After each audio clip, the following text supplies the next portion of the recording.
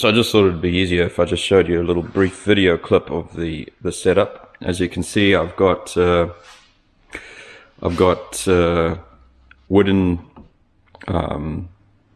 planks that I've just sawed in half and assembled so that I've got two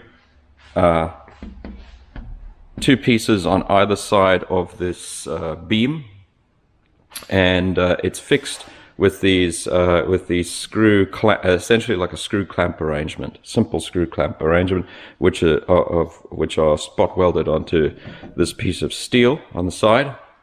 The snap buckles I've attached to the top and the bottom in the right locations, so that when the PowerKube is mounted on the front, they just clip in place. The whole system can be loosened and then raised and lowered up and down this this steel beam or square steel tube.